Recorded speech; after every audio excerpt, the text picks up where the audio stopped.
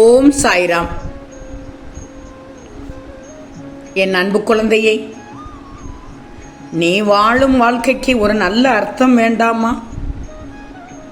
வாழ்க்கையில் எவ்வளவு நம்பிக்கையுடன் முன்னேற முயற்சி செய்தாலும் ஏன் உன்னால் வெற்றி அடைய முடியவில்லை என்பதற்கு சில காரணங்கள் இருக்கிறது. என்னன்னு தெரியுமா தங்கமே? மற்றவர்கள் என்ன நினைக்கிறார்கள் என்று யோசிக்கிறாய். நீ என்ன நினைக்க என்பதுதான் முக்கியம் தங்கமே. ஏன்னா சும்மா உட்கார்ந்து காரியங்கள் நடக்கும் வரை நீ காத்து கொண்டிருக்கிறாய். ஒவ்வொரு நாளும் உன் இலக்கை நோக்கி நீ செயல்படணும் தங்கமே. நல்ல உறவுகளை நீ வளர்த்து கொள்ளணும். வெற்றிக்கு உறவுகள் அவசியம் தங்கமே. பின்னடைவு மூலம் விடாமுயற்சியோடு இரு. ஒவ்வொருவரும் அவ்வப்போது பின்னடைவை அனுபவிக்கிறார்கள். விஷயங்கள் கடினமாக இருக்கும்போது உன் இலக்குகளை விட்டு விடாதே. உன் தவறுகளிலிருந்து நிறைய கற்றுக்கொள். எல்லோரும் தவறு செய்கிறார்கள். முக்கிய விஷயம் என்னன்னா, உன் தவறுகளிலிருந்து பாடம் கற்று நீ முன்னேறணும் தங்கமே. தங்கமே, உன் வெற்றியை கொண்டாடு. வழியில் உள்ள வெற்றிகளை கொண்டாட நேரம் ஒதுக்கு. இது உந்துதலாக இருக்கவும் தொடர்ந்து முன்னேற உதவும். மற்றவர்களுக்கு திருப்பி கொடு. உன் வெற்றியை அடைந்தவுடன் மற்றவர்களுக்கு திருப்பி கொடுத்து அவர்களின் இலக்குகளை அடைய அவர்களுக்கு உதவிவிடு தங்கமே. உன் வாழ்க்கைக்கு எது சிறந்தது என்று நம்புகிறாயோ அதே தைரியமாக செய். உன் கடந்த கால அனுபவங்களை நினைத்து வருந்தாதே. அதில் கற்ற பாடத்தை கொண்டு உற்சாகத்தோடு நீ நினைத்த செயல்களை தொடங்கு.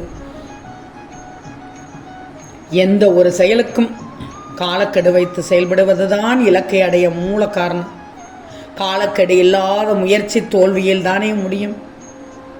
காலக்கெடுவை நிர்ணயம் செய்து அதற்குள் முடிக்க வேண்டும் என்று வேலைகளை துவங்கு.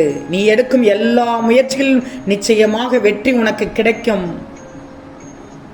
செய்யும் ஒவ்வொரு காரியத்திலும் என்ன செய்கிறோம், எதற்காக செய்கிறோம் என்று நீ செய்வதை தெளிவோடு செய்.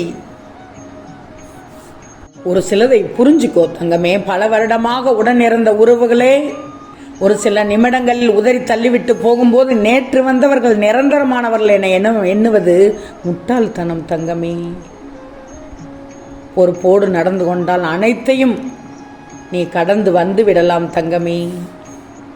வாழ்க்கையின் சுவராசியம் பற்றி உனக்கு அடிக்கடி சொல்லியிருக்கிறேன் அல்லவா? எதிர்பார்க்கும் போது எதுவுமே நடக்காததும் எதிர்பார்க்காத போது பல அதிசயங்கள் நிகழ்வதும் தான் வாழ்க்கையின் சுவராசியம்.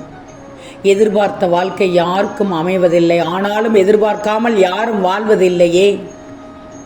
உயர்ந்த லட்சியங்களை அடைய பலமுறை தோல்வியடைவதில் தப்பே இல்லை தங்கமே. நேற்று ஜெயித்தவர் இன்றும் ஜெயிக்கலாம். ஆனால் நேற்று தோற்றவர் தினமும் தோற்பதில்லை. காலம் மாறும்போது அதனோடு சேர்ந்து நீயும் மாறுவது தானே புத்திசாலித்தனம். நீ மற்றவர்களிடம் நம்பிக்கை வச்சிருந்தேனா திறந்த மனதோடு பேசு. அதற்காக அனைத்தையும் கொட்டி தீர்த்து விடாதே என்று தான் சொல்கிறேன். இதயத்தை ஆயுதத்தால் வெல்ல முடியுமா?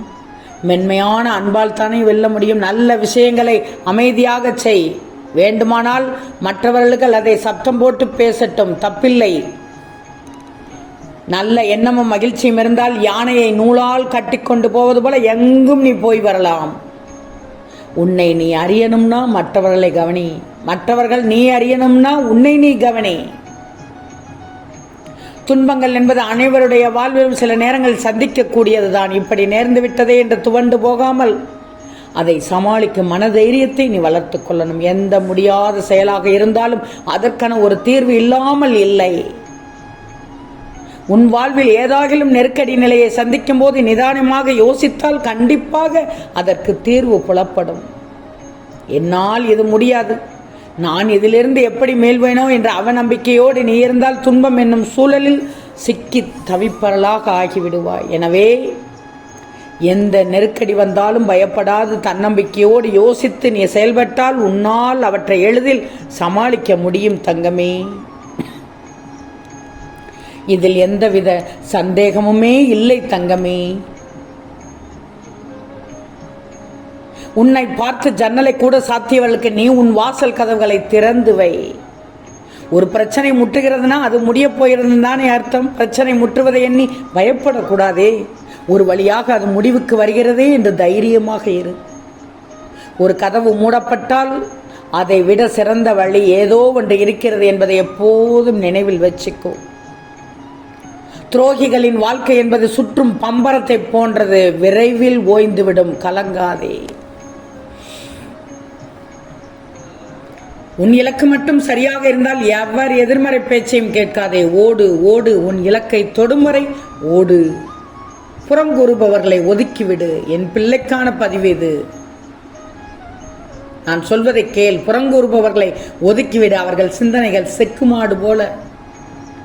உன் சிந்தனையும் இலக்கும் தெளிவாக இருந்தால் நீ செல்லும் பாதை சரிதான் தங்கமே, இதில் எந்தவித சந்தேகமும் இல்லை. நேர்மறை எண்ணத்தோடு இருந்துவிடு. மகிழ்ச்சியான மனநிலை கொண்டவனாக இருந்துவிடு. எல்லோரையும் மரியாதையாக நடத்திவிடு. லட்சியவாதியாக இரு.